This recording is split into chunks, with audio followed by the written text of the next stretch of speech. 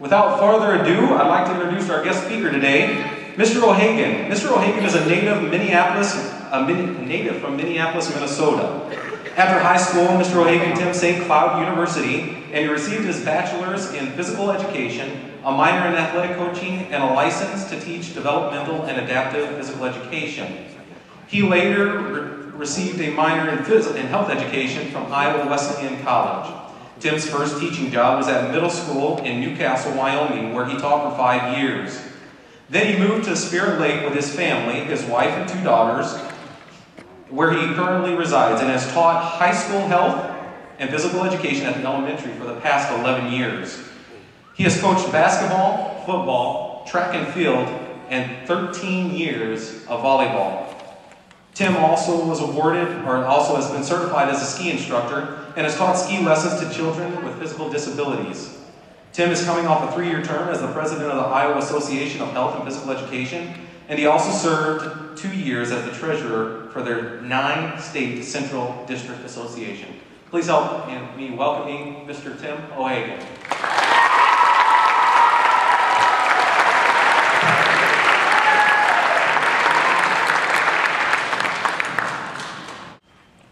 All right, thank you, Mr. Gearhart. Set up here just a little bit.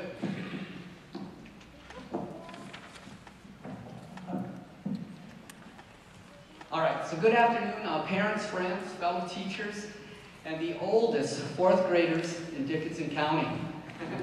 It's an absolute honor to speak to you today at your 4th grade graduation. Now, the first part of today is going to be all about the students, so you got to help me out here, boys and girls.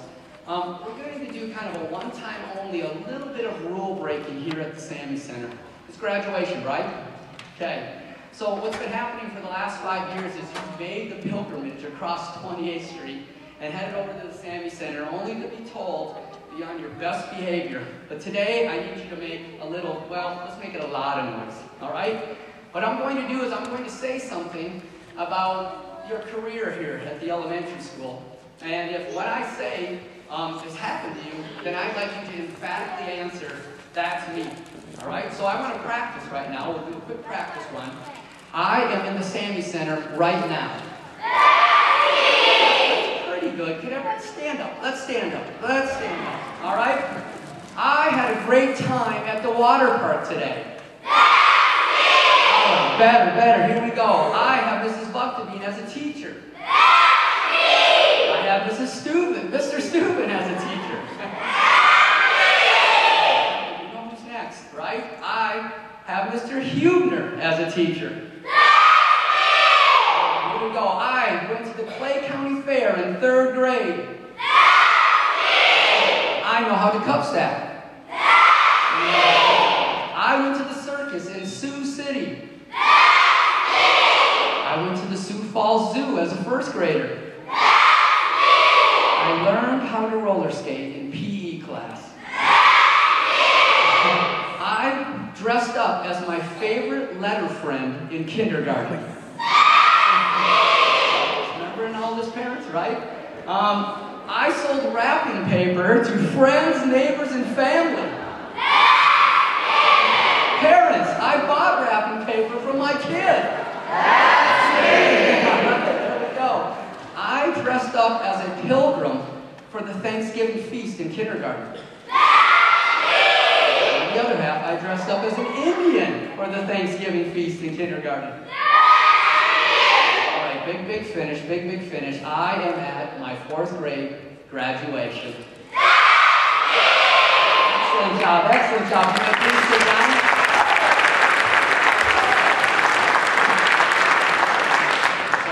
I want you to take a big deep breath in. And now exhale everything out. And you got to admit that felt pretty good, didn't it, right? All right. Well, that's just scratching the surface on the many opportunities that you've had here at Spirit Lake Elementary School. And parents, now it's your turn. And no, I'm not going to make you yell. I do plan to share with you a few moments that I've had with your sons and daughters that make this job a privilege each and every day. My grandmother once said, Tim, you have so many fun stories from your job. You really need to write these down. The problem is the list is getting so long, we'd be here all week. So what I've chosen to do is I've selected the earliest moment that I can recall, and then a fairly recent moment from the memories I have of the class of 2022. Ooh, that sounds funny saying that. Let's go back 5 years ago. It was the second week of kindergarten, and students are well into a long-standing tradition of all wearing the same colored clothes to school. Parents, do you remember that? Color days, right? All right, day one, a home run. You'll wear red, right? Who in Spirit Lake doesn't own a red shirt? Okay, days 2 through 6, orange, yellow, green, blue, and purple filled the lunchroom, right? Day 7, black, no problem. We live in Spirit Lake. Day 8, white. Got it. Day 9 of this wardrobe endurance test, pink. Yes, pink. I pop out of my office to greet Mrs. Hageman's class for the 3rd time of the year, and I see only half the class playing along. Mrs. Hageman is escorting line leader Sam Norris down the ramp to the front of the line. Sam is not happy. He's trying his best to cover the pink shirt with his folded arms. And Mrs. Hageman kind of stands behind me and says, he's the only boy wearing a pink shirt. All right? She didn't need to tell me that, I could tell, right? And the look on Sam's face just screamed, I just want to wear my Chicago Bears uniform to school every single day. Right, fellas? You've seen that shirt. He wears that. And when I was thinking about that, I wasn't sure what Sam was more mad about. Was it the fact that he had to wear a pink shirt to school? Or perhaps it was something different. Perhaps it was a sheer disappointment of being let down by his new fraternity, right? His new brothers in his class had left him hung out to dry, and they didn't wear their pink shirts, right? Yes, we start to form those meaningful bonds that quickly and that easily. And yes, what your new classmates do means a lot to us. Remember that as you enter your new school. I quickly remembered that morning at volleyball practice, I had received a new shirt for the pink out event we were going to have later in the week. I kind of gave him the old, I'll be right back, and I ran into my office, and I took off my shirt, and I threw on the pink shirt, and I pulled the hoodie over the shirt, and I ran back out in front of the students, and in kind of a Superman-like fashion, I peeled that sweatshirt off, and in front of 16 screaming, cheering kindergarten, I unveiled my pink shirt. Sam Norris smiled from ear to ear, and he led us in the most amazing jogging figure 8 warm-up. And I knew right then and there I had a new brother in this class of kindergartners. Thank you, Sam Norris.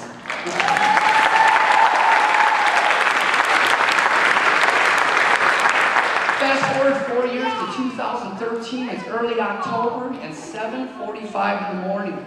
The students are taking part in a morning walking program. It's a great time to really get to know these kids. I'm talking to a first grader who's having a tough morning, but suddenly I'm being greeted by Isaac Early. He's always got a welcoming smile, but I can tell he's really fired up about something. And he yells, Mr. O'Hagan, guess where I went this weekend? Well, I made a silly guess, and then I truly inquired, Isaac, where did you go this weekend?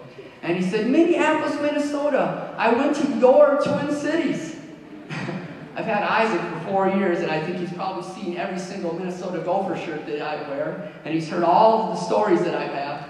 And even though Spirit Lake is my new home, Isaac knows how proud I am of where I'm from. What'd you do up there, Isaac? I asked. Well, my mom and Max's mom ran in a marathon in St. Paul. Sweet, I said. Did you get to see them run? Yeah. And then we went out to a Greek restaurant. Now, I love Greek food, right? But the way Isaac said this, I was convinced it was the best meal he'd ever had in his life. And then Isaac pulled me in, and he said, he pulled me in, and he kind of motioned to these, and he says, and guess what? I wish I had the motions here. But he looks at me and puts his hands up, and he said, and they have belly dancers. Now, I'm dying. I'm hearing this news, and then no sooner do I finish laughing, and then he screams out, yeah, and her dad loved it. Now, I understand I'm having this conversation with a 9-year-old student. So I just said, I bet they did. Isaac, I'm going to miss those morning walks, and I'm going to miss our candid conversations. But I've got to admit, I've kind of been thinking about it. Minneapolis, marathons, Greek restaurants. Maybe I'll take up running this summer. Right? And then I really thought about it. It was the moms that were running. Let's give those moms credit. So what I'm really going to do is I'm going to encourage my wife to take up running this summer. Right? Now, where are Isaac and Max's dads? Where are? Yes, yes. Matt and Alan, save me a seat for dinner next fall. I'll see you then. Okay? I've learned so much from you students, but what have you learned from physical education class? Ooh, here comes the educational stuff, right? Here it comes. I have this writer's block. As I was penning this out, I started thinking, okay, physical education class, all this stuff, all the booklets that we have, and I really want these students to be physically active. I want them to know the rules and learn the skills, and then hopefully knowing how to move properly is going to lead to success, right? It's going to increase their success level. And then hopefully the success will kind of breed a want for more physical activity. And then we'll have a healthy mind and a sound body, right? And then on occasion, I'll get out this clipboard that's got this scope and sequence of where we feel that the child needs to be skill and knowledge-wise according to our national standards. But still, what have they learned in PE class? And then I get it. I remembered a story that happened in class that reflects student learning. It's late February of this year, 2014. We're in the middle school gym for rock wall climbing unit. Mr. Steuben willingly gives up all of his prep time for the week and a half to help ensure the safety of the students while belaying them. I have a student teacher, Mr. Tucci, who's also helping me belay that day. And in walks Mrs. Buckton's class. They are confident. This is their second day of this unit, and they've been doing this since second grade. And now it's not just a matter of just scale up the wall, but it's how quickly they're going to do it and get to the top and ring that cowbell as they reach the summit. But back to what the students are learning, right?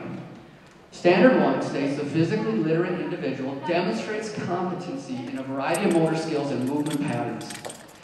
Well, I have one or two boxes that I can check. I can check proficient, which means they've got it. Or I can check the other box, which just says they're still working on it, and that's okay too. But it's a no-brainer as these students demonstrate independent hand and arm movement patterns while scaling the wall. Standard 2 reads, the physically literate individual applies knowledge of concepts, principles, strategies, and communication tactics related to performance. Every student values that climber-belayer relationship as they clearly demonstrate with a series of verbal commands exchanged with the belayer before and after the climb. And this is a form of respect that takes place no matter how high they climb. Proficient, proficient, proficient. Check, check, check. They're getting that, no problem. Then Braxton Jones approaches the wall. Braxton came to us as a third grader shortly after our rock climbing unit. And while Mr. Tucci and I are belaying kids up and down the wall, I sense a delay in Mr. Steuben's line. I hear the commands exchanged between the two of them. And all the rest of the students, they're pretty concerned with what's happening on the wall and with themselves, and they've kind of yet to recognize this struggle. Now Braxton, he's always up for a challenge. But this being his first attempt, he's placed right back to where his comrades were as second graders. He's doubting the equipment. He's doubting the belayer. He's facing his fears head on. He's doubting his ability. Mr. Steuben urges, and can't you just hear this? Come on, let's give this a try. He grabs one rock, and then another, and he's on that fourth rock, and at this point, us belayers start to look side to side, and we're convinced he's got it. And then the brakes get put on. I went down. It's another very common command. And as any belayer is instructed to do, Mr. Steuben replies, "Are you sure? Let's try a couple more." Braxton climbs a couple more and is a third of the way up, and there's a long, long pause. Silence. And then Braxton continues his ascent. He reaches beyond the halfway point and fatigue sets in, and he's been hanging on that wall a long time.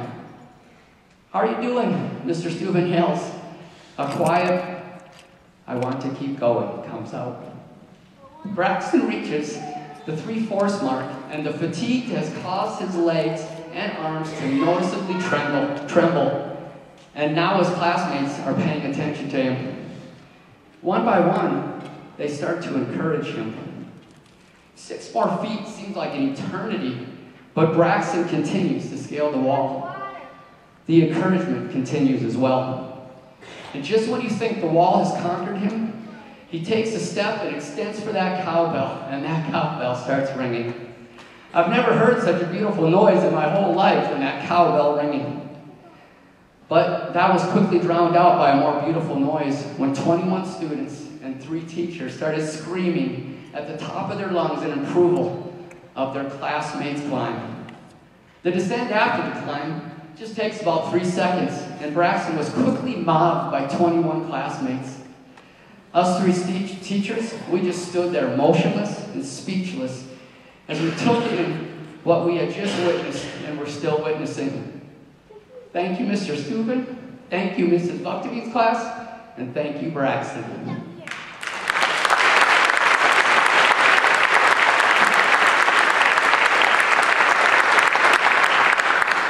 My same wise grandmother once sent me a saying that read, "Happiness is only achieved when you can celebrate the victories and successes of others equally or more than your own victories."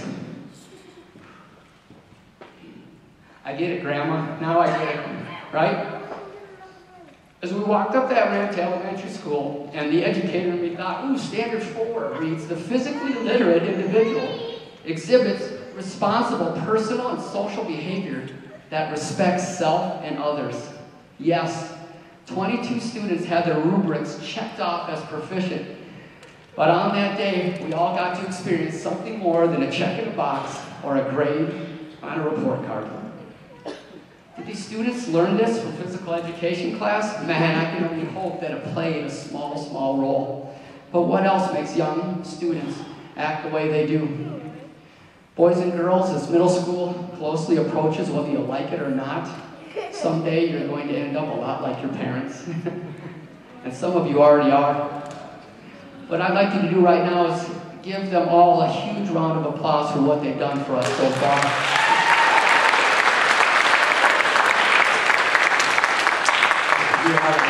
Piggyback on some notes here a little bit, right? I also think the 4th grade team rivals any other team of teachers out there, and I'd be remiss if we didn't give them a round of applause as well.